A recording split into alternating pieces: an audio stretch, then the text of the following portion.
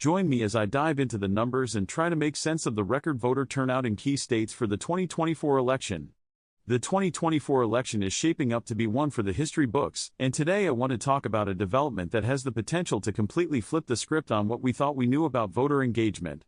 In key states across the country, we're seeing record voter turnout, and that's a big deal.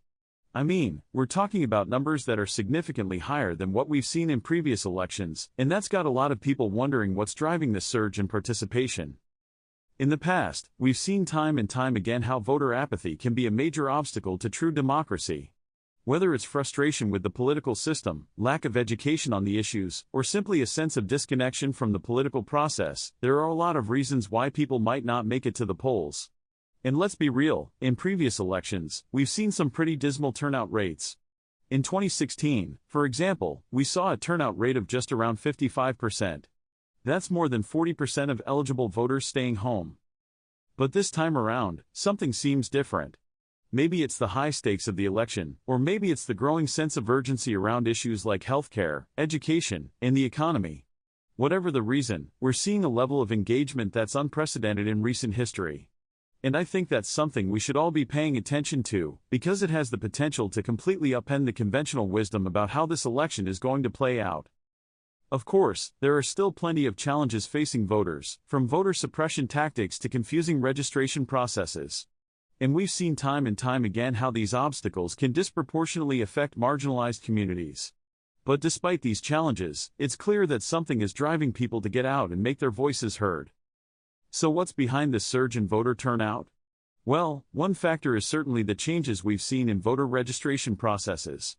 In many states, it's now easier than ever to register to vote, and that's making a big difference. We're also seeing a lot of voter education initiatives popping up, from voter registration drives to get out the vote campaigns.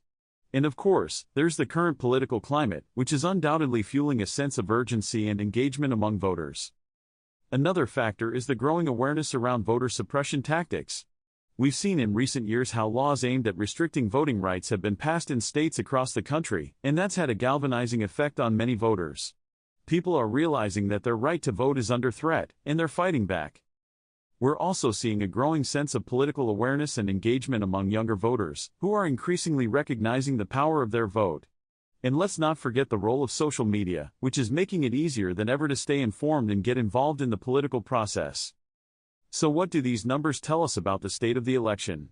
Well, one thing that's clear is that voters are energized and engaged in a way we haven't seen in a long time. And that could have big implications for the outcome of the election. In key states like Florida, Texas, and Pennsylvania, we're seeing turnout rates that are significantly higher than what we saw in 2016 and 2020. And that could be a game changer for candidates who are hoping to make a splash in these states.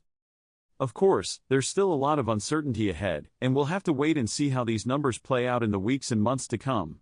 But one thing is clear, this election is shaping up to be one for the ages, and we're all going to be watching with bated breath to see what happens next. So, what do you think is driving this surge in voter turnout? Let me know in the comments below. And don't forget to tune in next time when I'll be diving into some election predictions and exploring what these numbers might mean for the future of American politics.